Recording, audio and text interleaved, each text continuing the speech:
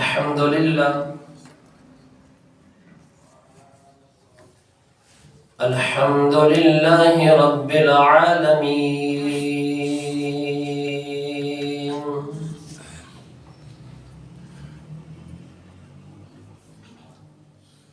والعاقبة للمتقين والصلاة والسلام على سيد المرسلين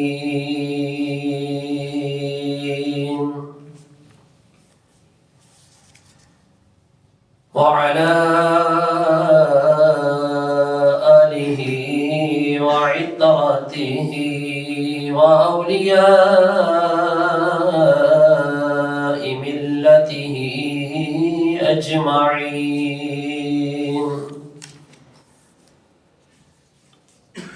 أما بعد فأعوذ بالله من الشيطان الرجيم. بسم الله الرحمن الرحيم.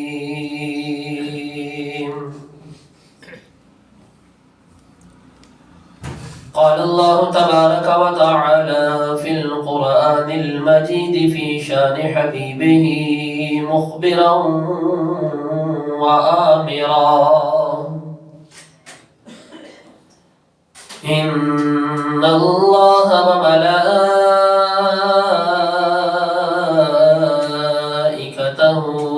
يصلون على النبي يا أيها الذين آمنوا صلوا عليه وسلموا تسليما. عشق و محبت سے درود پاک پڑھ لیجیے. صلاۃ و سلام علیک یا سیدی یا رسول اللہ وعلی آلک و صحابک یا سیدی یا حبیب اللہ. الصلاۃ والسلام علیک یا سیدی یا رحمۃ للعالمین وعلى آلك وصحابك يا سيدي يا خاتم النبيين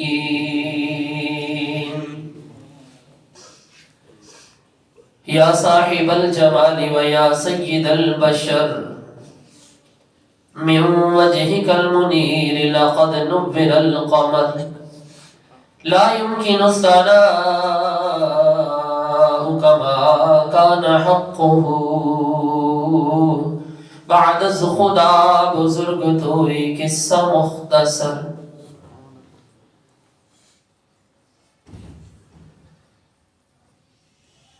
نہایت ہی واجب الاحترام دوستوں، بزرگوں، نوجوان ساتھیوں، اللہ رب العزت کے فضل اور توفیق سے اس کے محبوب مکرم صلی اللہ علیہ وآلہ وسلم کی نظر رحمت سے جمعۃ المبارک کے اس اجتماع میں شریک ہیں. دعا ہے خالق کائنات جل جلالہ واتم برہانہ واعظم شانہ ہم سب کا آنا جانا، سننا سنانا اپنی پاک بارگاہ میں قبول فرمائے. گفتگو کا عنوان حضرت سیدنا عیسیٰ علی نبینا وعلیہ الصلاۃ والسلام اور موجودہ عیسائیت. یاد رہے کہ اللہ رب العزت نے نبی آخر الزمان صلی اللہ علیہ وآلہ وسلم کو بے شمار اعزازات عطا فرمائے. ان میں سے ایک شرف یہ بھی اللہ نے عطا فرمایا. سورۃ آل عمران کی آیت نمبر 81 ہے. اس کا خلاصہ یہ ہے، اللہ نے فرمایا کہ میں نے تمام انبیاء سے اس بات کا اجتماعی طور پر پختہ عہد لیا ہے کہ جب میرا پیارا محبوب صلی اللہ علیہ وسلم تمہارے پاس آ جائے تو تم نے نبی ہو کر کے بھی اس پر ایمان لانا ہے اور اس کی مدد بھی کرنی ہے۔ یہ خلاصہ میں نے آیت کا پیش کیا ہے۔ یہ ایک اجتماعی وعدہ تھا۔ اب انفرادی طور پر جناب عیسیٰ علی نبینا وعلیہ الصلاۃ والتسلیم سے بھی وعدہ لیا گیا۔ سیدنا عیسیٰ علی نبینا وعلیہ الصلاۃ والسلام سے جو خصوصی عہد ہوا، روایات کے اندر سیدنا عبداللہ بن عباس رضی اللہ تعالی عنہما اس کے راوی کہ اللہ تعالی نے سیدنا عیسیٰ علی نبینا وعلیہ الصلاۃ والسلام پر وحی کا نزول فرمایا، ارشاد فرمایا یا عیسیٰ آمن بمحمد وأمر من ادرکہ من امتک ان یؤمنوا بہ۔ اے عیسیٰ محمد صلی اللہ علیہ وآلہ وسلم پر ایمان لائیے اور آپ کی امت میں سے جس نے بھی ان کا زمانہ پا لیا ہے اس کو بھی چاہیے کہ ان کے اوپر ایمان لے آئے۔ ان یؤمنوا بہ، کیوں؟ فرمایا فلولا محمد ما خلقت آدم ولولا محمد ما خلقت الجنة ولا النار۔ اگر میں محمد صلی اللہ علیہ وسلم کو پیدا نہ کرتا تو آدم کو پیدا نہ کرتا، اگر میں محمد صلی اللہ علیہ وسلم کو پیدا نہ کرتا نہ جنت کو پیدا کرتا نہ دوزخ کو پیدا کرتا۔ لہذا اے عیسیٰ میرے اس رسول صلی اللہ علیہ وآلہ وسلم پر ایمان لائیے۔ مطلب یہ ہے کہ آپ ان کو مانیے، ان کا پرچار کیجیے۔ اب جتنے بھی انبیاء آئے، ہر نبی نے نبی آخر الزمان صلی اللہ علیہ وآلہ وسلم کے ساتھ جو وعدہ وفا کیا اس کا انداز مختلف تھا۔ مثلا کسی نبی نے اپنی امت کے سامنے پیارے نبی صلی اللہ علیہ وسلم کا ذکر کر دیا، یہ بھی ایک وعدہ ہے اور وعدے کی پاسداری ہے۔ جناب عیسیٰ علیہ الصلوۃ والسلام نے بھی اپنے حواریوں کے سامنے اور اپنی قوم کے سامنے، اپنی امت کے سامنے نبی آخر الزمان صلی اللہ علیہ وسلم کا ذکر کیا ہے۔ اور قرآن کے اندر ایک جگہ نہیں کئی مقامات ہیں کہ جناب عیسیٰ علیہ الصلوۃ والتسلیم نے ہمارے نبی صلی اللہ علیہ وسلم کے اوصاف گنوائے۔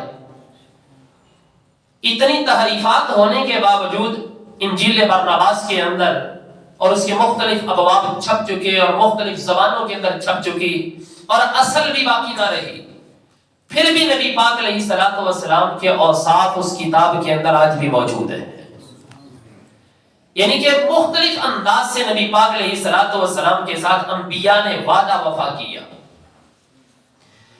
نبی پاک صلی اللہ علیہ وآلہ وسلم نے جناب عیسیٰ علیہ الصلوۃ والسلام کے بارے میں جو جملے ارشاد فرمائے، میں وہ بھی عرض کرنا چاہوں گا کہ عیسیٰ علیہ الصلوۃ والسلام کے بارے میں نبی پاک علیہ الصلوۃ والسلام نے اپنے قلبی لگاؤ کا اظہار کیا، کیونکہ عیسائی لوگ 25 دسمبر کو یہ سمجھتے ہیں کہ جناب عیسیٰ علیہ السلام کا یہ یوم پیدائش ہے، جس کو وہ کرسمس ڈے کہتے ہیں۔ یہ نہ قرآن کے اندر ہے نہ کسی حدیث کے اندر ہے کہ عیسیٰ علیہ الصلوۃ والسلام اس دن پیدا ہوئے۔ یہ عیسائیوں نے بہت عرصے کے بعد آپس میں مشاورت کی کہ ہم اس طرح اکٹھے ہو کر کے اس طرح کرنا ہے، انہوں نے آپس میں یہ ایک دن طے کر لیا ہے۔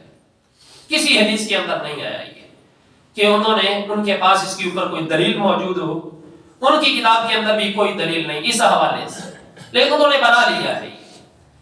اور یہ دن منانا کوئی بری بات نہیں ہے، لیکن جو اس کے اندر وہ کفریہ رسمیں ادا کرتے ہیں، جناب عیسیٰ علیہ السلام کو نعوذ باللہ اللہ کا بیٹا کہتے ہیں، یہ سب سے بڑا شرک ہے اور سب سے بڑا کفر ہے۔ ہمارا اس چیز کے ساتھ اختلاف ہے۔ اب نبی پاک علیہ الصلوۃ والسلام نے جو جناب عیسیٰ علیہ السلام کے ساتھ محبت کا اظہار کیا وہ سنیے۔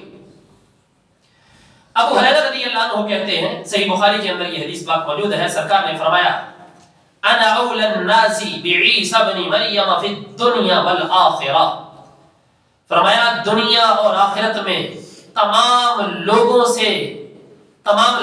کی بنسبت عیسیٰ علیہ السلام کے میں قریب ہوں، دنیا میں بھی اور آخرت میں بھی تمام لوگوں کی بنسبت مجھے زیادہ قرب حاصل ہے۔ پھر فرمایا الانبیاء اخوۃ لعلات، یہ انبیاء باپ شریک بھائی ہیں، مطلب ان کا باپ ایک ہی ہے۔ امہاتہم شتیٰ، ان کی مائیں جدا جدا ہیں۔ ودینہم واحد، تمام انبیاء کا دین ایک ہی ہے، تمام انبیاء کا دین ایک ہی ہے۔ اس کا مطلب کیا ہے؟ دین تو مختلف نظر آ رہے ہیں، مطلب یہ ہے نبی جس چیز کی تعلیم دینے کے واسطے آیا ہے ہر نبی کی تعلیم ایک ہی ہے، ہر نبی کی، لیکن شریعت کے اندر جو مختلف ہونا ہے یہ ان کی مصلحت کے اعتبار سے ہے۔ جس طرح کی قوم تھی اس طرح کی پابندیاں اللہ تبارک و تعالی نے اس قوم کے اوپر عائد کر دی، وگرنہ ہر نبی کی تعلیم اور ہر نبی کا عقیدہ ایک جیسا ہے۔ تو جناب عیسیٰ علیہ السلام کے بارے میں فرمایا کہ لوگوں کی بنسبت دنیا میں بھی میں عیسیٰ کے زیادہ قریب ہوں اور آخرت میں بھی زیادہ قریب ہوں۔ دنیا میں عیسیٰ کے زیادہ قریب کیسے؟ حضرت عیسیٰ علیہ السلام اور جناب نبی کریم علیہ السلام کی نبوت کے درمیان کوئی دوسرا نبی نہیں ہے۔ عیسیٰ علیہ السلام کے بعد جو نبی آئے ہیں وہ نبی آخر الزمان صلی اللہ علیہ وسلم آئے ہیں۔ اس اعتبار سے فرمایا دنیا میں جناب عیسیٰ کے قریب ہوں، اور آخرت میں کیسے قریب ہوں گے؟ فرمایا آخرت میں ان کے اس طریقے سے قریب ہوں کہ دیکھو جناب عیسیٰ علیہ الصلوۃ والتسلیم وہ ذات ہیں جس وقت رب کا جلال عروج پہ ہوگا، نفسی کا عالم ہوگا، کوئی کسی کا پرسان حال نہ ہوگا، اور سورج بھی سوا نیزے پہ آ جائے گا، اور اس کی تپش اور اس کی تمازت عروج پہ ہو جائے گی، اور لوگ دیکھیں گے ہے کوئی رب تبارک و تعالیٰ کے سامنے منت سماجت کرنے والا۔ مختلف انبیاء کے دروازے کھٹکھٹائے جائیں گے، ہر نبی یہی کہے گا نفسی نفسی نفسی، یہاں تک کہ پھرتے پھراتے جناب عیسیٰ علیہ السلام کے دروازے پہ آن پہنچے گے۔ جس وقت عیسیٰ علیہ السلام کے دروازے پہ آئیں گے تو عیسیٰ علیہ السلام اس وقت یہ جملے دہرائیں گے کہ میں تمہیں بتاتا ہوں ایک دروازہ ہے، خالی واپس نہیں آؤ گے۔ آج تو مجھے بھی اپنی جان کی فکر ہے، اذهبوا الى محمد صلی اللہ علیہ وسلم۔ فرمایا رب تبارک و تعالیٰ کے جلال کو جمال میں تبدیل کروانے کا جو ذریعہ بنیں گے وہ جناب عیسیٰ علیہ السلام ہوں گے، کہ میرا دروازہ وہ بتائیں گے۔ فرمایا آخرت میں اس اعتبار سے جناب عیسیٰ کے میں قریب ہوں۔ اب ذرا سنیے جناب عیسیٰ علیہ السلام کے بارے میں ہمارے قرآن مجید نے ان کی وجاہت کو کس انداز سے بیان کیا ہے۔ ہمارا قرآن یہ کہتا ہے جناب عیسیٰ علیہ السلام کا عزت اور ان کا وقار رب کی بارگاہ میں کتنا بلند تھا۔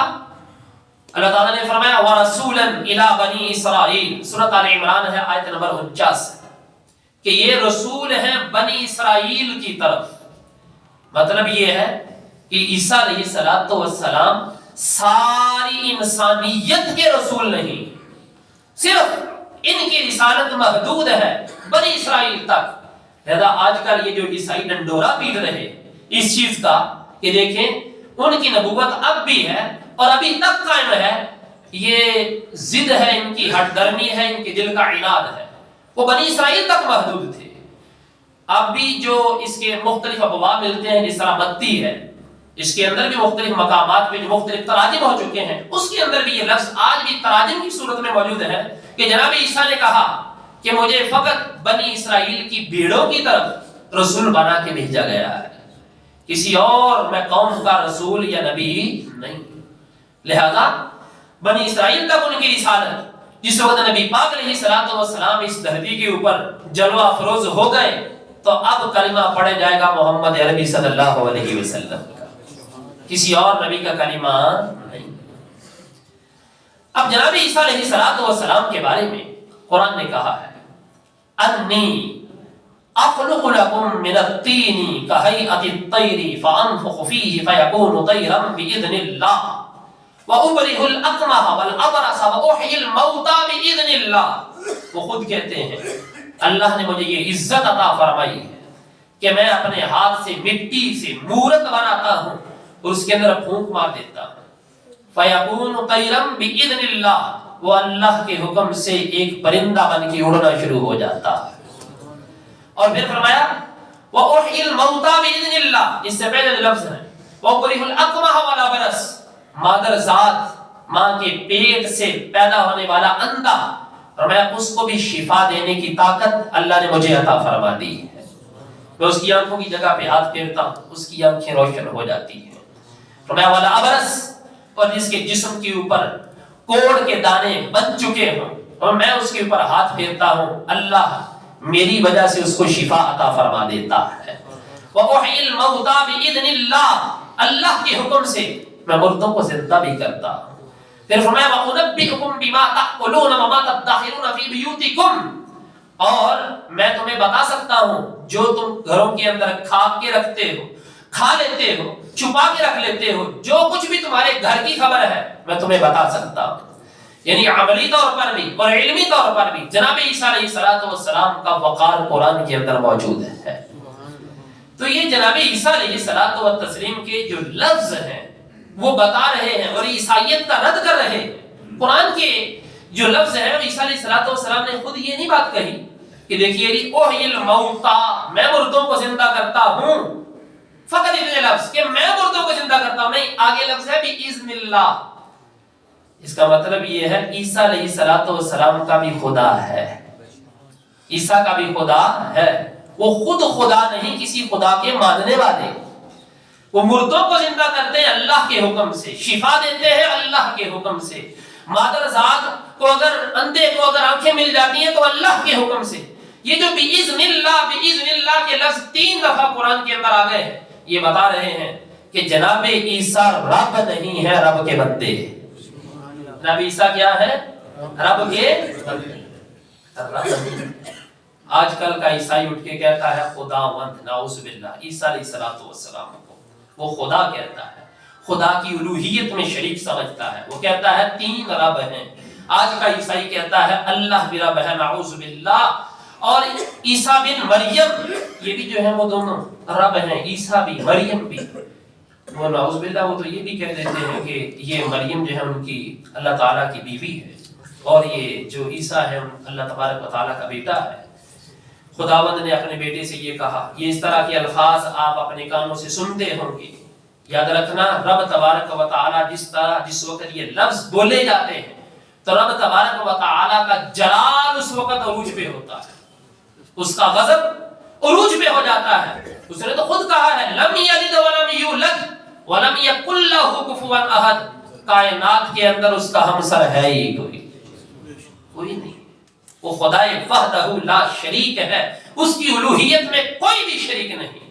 اور یہ عیسائی حضرت عیسیٰ علیہ السلام کو رب کا بیٹا کہیں، کس منہ سے کہتے ہیں کہ یہ عیسیٰ علیہ السلام رب کے بیٹے ہیں، جبکہ عیسیٰ علیہ السلام نے اپنے تعارف میں جو بات کہی تھی، جو سب سے پہلا جملہ بولا تھا اپنی مبارک زبان سے، جس وقت ان کی والدہ محترمہ قوم کے سامنے لے کر آئی تھیں، تو قرآن نے کہا ہے جناب عیسیٰ علیہ السلام نے اپنی مبارک زبان سے کہا تھا لوگو انی عبد اللہ، میں اللہ کا بیٹا نہیں ہوں، میں اللہ کا بندہ ہوں۔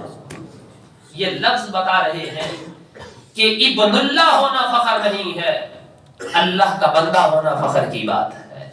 تو جناب عیسیٰ علیہ السلام رب کے بندے ہیں، رب کے بیٹے نہیں۔ اب ذرا دیکھیے عیسائیوں کا ایک اور بھی بہت بڑی بات ہے، وہ کہتے ہیں ہم ان کو کیوں کہتے ہیں رب کا بیٹا؟ تو اس کی وجہ یہ ہے کہ دیکھو یہ جو مریم علیہ السلام ہیں ان کا شوہر کوئی نہیں تھا، مریم علیہ السلام کے بدن سے جناب عیسیٰ بغیر باپ کے پیدا ہوئے، لہذا اللہ ان کا خود باپ ہے، نعوذ باللہ۔ قرآن مجید برہان رشید نے اس کا واضح لفظوں میں جواب دیا ہے، عقل کے اندھو کیسی باتیں کرتے ہو، باپ نہیں تو کہتے ہو کہ یہ عیسیٰ اللہ تبارک و تعالیٰ کا بیٹا ہے.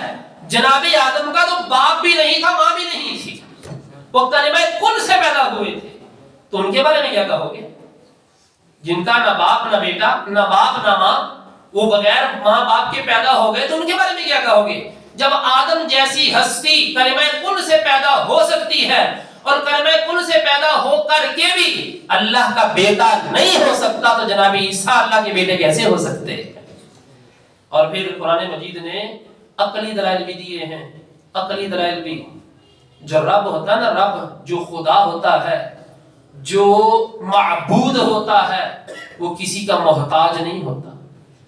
قرآن نے کہا وَأُمُّهُ صِدِّيقَةٌ، جناب عیسیٰ کی ماں صدیقہ ہے، سچی ہے. کانا یأکلان، یہ دونوں کھاتے بھی ہیں. وَيَمْشِي فِي الْأَسْوَاقِ، بازاروں میں چلتے پھرتے بھی ہیں. جو کھانے پینے کا محتاج ہو وہ رب ہو سکتا نہیں. میں تم کس منہ سے کہتے ہو کہ یہ عیسیٰ اور یہ جناب مریم رب کی الوہیت میں شریک ہیں؟ یہ ہرگز الہ ہو سکتے نہیں. دوستو بہت ساری باتیں ہیں. نبی پاک صلی اللہ تعالی علیہ وآلہ وسلم نے جس وقت اعلان نبوت کیا اور جن کو اللہ تبارک و تعالی نے ہدایت دینی تھی، کچھ تو ایسے تھے کہ نبی پاک علیہ الصلوۃ والسلام کا چہرہ دیکھ کے مسلمان ہو گئے. چہرہ دیکھ کے عیسائیت کو چھوڑ دیا اور نبی پاک علیہ الصلوۃ والسلام کا کلمہ پڑھ لیا. اور کچھ ایسے تھے کہ جن کے بارے میں ملتا ہے انہوں نے دیکھا بھی نہیں تھا، فقط سنا ہی تھا. نبی پاک علیہ السلام کا کلمہ پڑھ کے مسلمان ہو گئے تھے. ان کے اندر حبشے کا وہ بہت بڑا بادشاہ جس کا لقب نجاشی ہے، نام اس کا اصحمہ ہے. حضرت جعفر طیار ہیں اپنے پورے جماعت کے ساتھ جس وقت اس کی دربار میں سورہ مریم کی تلاوت کرتے ہیں تو اس کی آنکھوں سے آنسو جاری ہو جاتے ہیں. وہ کہنے لگے یہ تو وہی سندیسہ ہے جس کی خبر جناب عیسیٰ علیہ السلام نے دی تھی. تو اس وقت اس نے لفظ جو دہرائے تھے وہ کیا تھے؟ وہ کہنے لگا اشہد انہ رسول اللہ، میں گواہی دیتا ہوں جس نبی کے اوپر یہ کلام نازل ہوا ہے وہ اللہ کا سچا رسول ہے. وانہ الذی بشر بہ عیسیٰ بن مریم، یہ وہی رسول ہے جس کی بشارت جناب عیسیٰ بن مریم نے دی تھی. اور پھر کہنے لگا ولولا ما انا فیہ من الملک لاتیتہ حتی احمل علیہ، اگر امور سلطنت کی ذمہ داری میرے پاس نہ ہوتی تو میں ضرور ان کی بارگاہ میں حاضر ہوتا اور ان کے نعلین اٹھانے کو اپنی سعادت سمجھ لیتا. دوسری روایت کی لفظ یہ ہے میں ضرور ان کے پاس جاتا اور جا کے ان کے نعلین کے تسموں کو باندھتا. دوسری روایت کی لفظ یہ ہے. تو نجاشی نے دیکھا نہیں تھا، صرف سنا ہی تھا. تو نبی پاک علیہ الصلوۃ والسلام کا کلمہ پڑھ کے مسلمان ہو گیا تھا. حبشے کے اندر فوت ہوا نجاشی سرکار مدینے میں. جس وقت فوت ہوا حبشے سے کوئی ایلچی نہیں آیا، کوئی قاصد نہیں آیا، کوئی نہیں آیا، اور نہ ہی بظاہر حضرت جبریل وہی لے کر آئے حضور کے اوپر کہ وہاں پر فوت ہو گیا. سرکار صبح اٹھتے ہیں، صحابہ کو اکٹھا کرتے ہیں، فرمایا آج تمہارا صاحب جو تمہارا ساتھی یعنی تمہارے جیسا کلمہ پڑھنے والا وہ جو حبشے کے اندر تھا آج فوت ہو چکا ہے، اکٹھے ہو جاؤ، اس کا جنازہ پڑھنا ہے. تو سرکار صلی اللہ علیہ وسلم نے حضرت نجاشی کا جنازہ خود پڑھایا تھا. اچھا یہاں سے بھی لوگ اخذ کرتے ہیں کہ سرکار نے غائبانہ نماز جنازہ پڑھایا اور غائبانہ نماز جنازہ پڑھنا جائز ہے. لوگوں نے جو ہے وہ اس کی توجیحات بہت کی ہیں، لیکن میں یہاں پر بتانا یہ چاہوں گا ان لوگوں سے پوچھ لیجئے جنہوں نے سرکار کے پیچھے نجاشی کا جنازہ پڑھا تھا، سرکار کے پیچھے جنازہ پڑھا تھا، ان سے پوچھ لیجئے حالت کیا تھی. جس نے بھی جنازہ پڑھا تھا وہ کہتا تھا ہمیں تو ایسے لگ رہا تھا کہ نجاشی کی میت سرکار کے سامنے پڑی ہوئی ہے. اگر اتنی قوت کسی کے اندر ہے تو غائبانہ جنازہ پڑھ لے. میت کو اگر کوئی لا کے رکھ سکتا ہے سامنے، تو پڑھنے والے یہ کہتے ہیں کہ ہمیں تو ایسے لگ رہا تھا کہ نجاشی کی میت ہمارے سامنے پڑی ہوئی ہے. تو محدثین نے لکھا ہے اس کی شرح کے اندر کہ اللہ تبارک و تعالی نے سارے حجابات اٹھا دیے تھے اور نجاشی کی میت حضور کے سامنے رکھ دی گئی تھی. اور سرکار نے اس کے ساتھ محبت کا اظہار کیا تھا کہ اس نے بن دیکھے میرا کلمہ پڑھا ہے اور پرچار کیا ہے.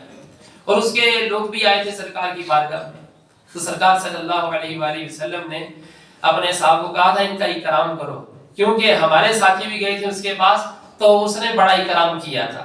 پھر تحفے تحائف کا تبادلہ بھی ہوتا رہا ہے. پھر یہ نبی پاک صلی اللہ علیہ وسلم نے ان کے ساتھ اس طرح محبت کا اظہار فرمایا.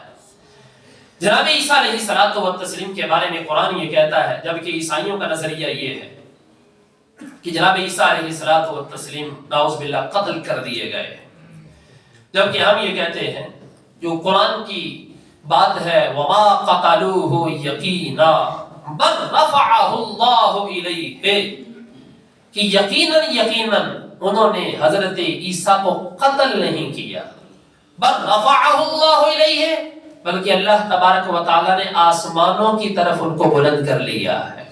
جناب عیسیٰ علیہ السلام کے اوپر وعدہ موت ابھی نہیں آیا، ابھی وہ زندہ ہے اور ظاہری حیات کے ساتھ زندہ ہے، آسمانوں پہ موجود ہیں.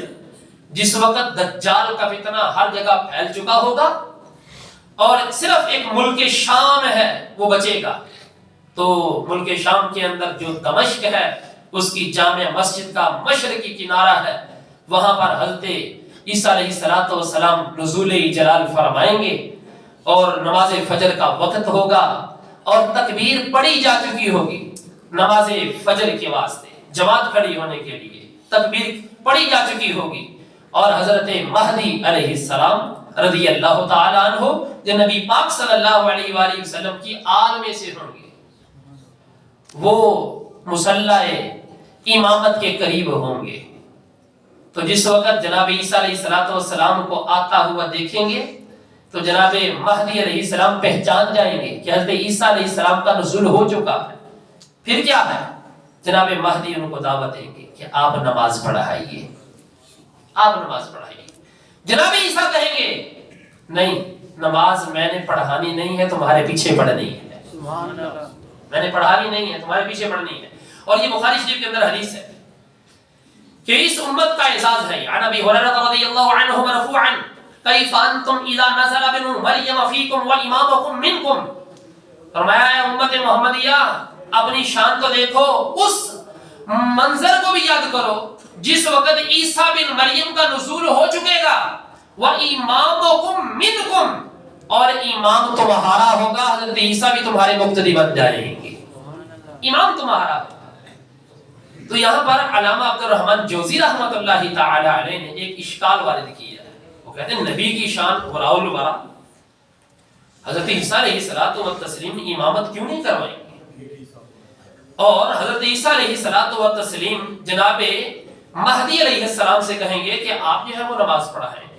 تو یہ کیا وجہ ہے؟ کہتے ہیں لو تقدم عیسیٰ اماما لوقع فی النفس اشکال، اگر عیسیٰ علیہ الصلوۃ والسلام آگے بڑھ جائیں تو اشکال ہے، نبی پاک صلی اللہ علیہ وسلم آخری نبی ہیں یا نہیں، سرکار پھر آخری نبی ہیں یا نہیں، کیونکہ نبی آ گیا ہے.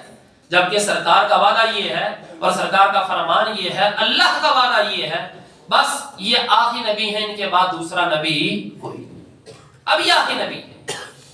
تو جناب عیسیٰ علیہ الصلوۃ والتسلیم، محدثین نے جو جواب لکھا ہے اس کا میں خلاصہ کرتا ہوں، حضرت امام مہدی کے پیچھے نماز پڑھ کے کہیں گے کہ لوگوں یاد رکھنا میں ان کے بعد نبی بن کے نہیں آیا، بلکہ میں تمہارے نبی کے امتی کے پیچھے نماز پڑھ رہا ہوں.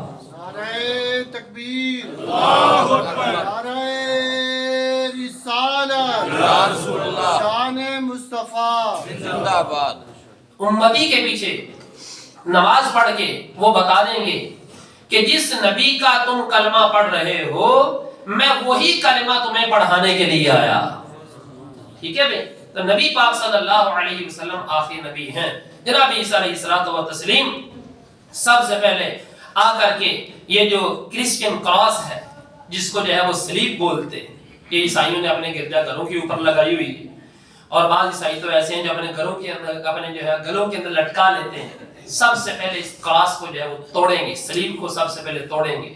جو خنزیر کا گوشت مزے مزے سے یہ کھاتے ہیں اس کو لوگوں کے اوپر حرام کریں گے، اور پھر دین اسلام کی ترویج و اشاعت اتنی کریں گے کہ جو یہودی کسی ٹیلے کے پیچھے، پہاڑ کے پیچھے، کسی درخت کے پیچھے چھپا ہوا ہوگا، وہ ٹیلا اور وہ پہاڑ خود کہے گا کہ میرے پیچھے یہودی ہے۔ جناب عیسیٰ کہیں گے اب صرف دو ہی باتیں ہیں، یا تو کلمہ پڑھ لو اس نبی کا، یا پھر قتل ہونے کے واسطے تیار ہو جاؤ۔ جبکہ اس وقت کیا ہے؟ اس وقت یہ ہے یا تو اسلامی ریاست کے ماتحت یہ اقلیتیں ٹیکس دیں، جزیہ دیں، اسلامی روح سے ٹیکس دیں، جزیہ دیں، کلمہ نہ پڑھیں، ٹھیک ہے بھی؟ اگر کلمہ بھی نہیں پڑھنا اور ٹیکس بھی نہیں دینا تو پھر ان کے ساتھ جہاد ہے۔ جبکہ ہمارے ملک پاکستان کے اندر آئین میں یہ بات شامل ہے کہ اقلیتوں کو پناہ دی جائے گی، تو اقلیتوں کو جو ہے وہ پناہ دی جا رہی ہے، ان سے ٹیکس اور جزیہ اس طرح کا وصول نہیں کیا جاتا۔ ٹیکس جو ہے وہ ایک صاحب ثروت آدمی سے جو اس کی لمٹ ہوتی ہے اس کے تحت جو ہے اس سے ٹیکس لیا جاتا ہے، مسلمانوں سے بھی ٹیکس لیا جاتا ہے۔ بہرحال کہنے کا مقصد یہ ہے جناب عیسیٰ علیہ الصلوۃ والتسلیم کے مبارک زمانے میں صرف ایک ہی بات ہوگی، کہا جائے گا یا تو کلمہ پڑھ لو، اگر کلمہ نہیں پڑھنا تو بس جو ہے وہ پھر اپنی گردن دینے کے واسطے تیار ہو جاؤ۔ یہاں تک کہ پوری دنیا کے اوپر فقط اسلام کا پرچم لہرائے گا، فقط اسلام کا۔ اور جناب عیسیٰ علیہ الصلوۃ والسلام دو روایتیں ملتی ہیں، 40 سال زندہ رہیں گے، اولاد بھی ہوگی، ٹھیک ہے جی۔ ایک روایت یہ ہے 45 سال زندہ رہیں گے، اولاد بھی ہوگی، سب کچھ ہوگا۔ پھر نبی پاک صلی اللہ علیہ وسلم کا جہاں آج مزار ہے وہاں پر آج بھی تھوڑی سی جگہ خالی ہے، وہاں پر ان کا مزار بنے گا۔ اور اس وقت قیامت کے روز اٹھیں گے، سرکار خود فرماتے ہیں کہ عیسیٰ علیہ الصلوۃ والتسلیم بھی میرے ساتھ ہی اٹھیں گے، اور حضرت ابو بکر بھی ہوں گے اور عمر فاروق بھی ہوگا۔ یہ اکٹھے وہاں سے جو ہے وہ سب سے پہلے ان کی قبریں وہاں سے شق ہوں گی۔ یہ احادیث کا خلاصہ ہے۔ دوستو ہمارے واسطے پیغام کیا ہے؟ ہمارے واسطے اس موقع پہ پیغام یہ ہے کہ ہم لوگ کفار کے کسی بھی مذہبی تہوار کو یاد رکھنا، ٹھیک ہے وہ کرتے ہیں کریں، لیکن ہمیں ان کی ہاں میں ہاں ملانے کی اجازت نہیں ہے کہ ہم جا کر جو ہے وہ کرسچن کو مبارک دیں، یہ کرسمس ڈے مبارک جی۔ آپ لفظ مبارک کے اوپر ہی غور کر لیں۔ آپ مبارک کا معنی یہ ہوتا ہے کہ اللہ آپ کو برکت دے، اس کا مطلب یہ بنتا ہے کہ آپ کسی کافر کو دعائے برکت دے رہے ہیں، کسی کافر کو۔ یہ کافر ہیں، یہ کافر کس اعتبار سے؟ ٹھیک ہے اہل کتاب ہیں، لیکن کفر اس وجہ سے ہے ان کے اندر، جناب عیسیٰ کو بیٹا کہتے ہیں اللہ کا، نعوذ باللہ، اور مریم علیہ السلام کو اللہ کی نعوذ باللہ یہ بیوی سمجھتے ہیں۔ اس وجہ سے ان کے اندر یہ کفر سرایت کیے ہوئے ہیں۔ تو جب تک ان کے اندر یہ چیزیں ہیں ہمارے یہ کچھ بھی لگتے نہیں ہیں۔ ہمیں چاہیے کہ ہم اپنے دین کا علم حاصل کریں، ہم اپنے دین کے ساتھ جڑیں اور دینی تقاضوں کو سمجھیں اور اسلام سے بے پناہ محبت کریں اور ہر قسم کے کفر سے مکمل نفرت کریں، اور پھر ان کے ساتھ رواداری کا اظہار کرنا، ان کے کنیساؤں میں جانا، چرچوں میں جانا، پھر جا کے جا تصویریں بنوانا اور اس طرح کی چیزیں نہیں انہوں نے بھی مسئلے انہوں نے سینے میں بھی دل ہے اسی طرح جا کے نا مثلا ذرا اپنی فوٹو سیشن کریے، یہ وہ چیزیں یہ اجازت نہیں ہے۔ ہماری شریعت یہ کہتی ہے، عمر فاروق رضی اللہ عنہ کا قول آپ کے سامنے رکھتا ہوں۔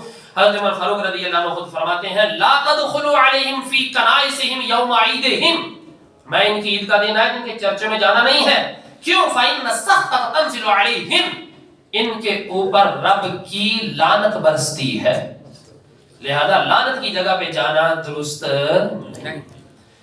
تو لہذا ہمیں اپنے دین کے جتنے بھی تہوار ہیں ان کو دیکھنا چاہیے، ان میں شرکت بھی کرنی چاہیے، خوشی کا اظہار بھی کرنا چاہیے۔ کسی اور دین کی طرف ہمیں آنکھ اٹھا کے دیکھنے کی اجازت نہیں ہے۔ بس صرف ہمارا یہی منشا ہونا چاہیے کہ انہیں جانا انہیں مانا، نہ رکھا غیر سے کام، للہ الحمد میں دنیا سے مسلمان گئے، بس یہ ہماری حقیقت ہے۔ دعا ہے اللہ رب العزت ہم سب کو سرکار کی ختم نبوت کے صدقے دینی تقاضوں کو سمجھنے کی توفیق عطا فرمائے۔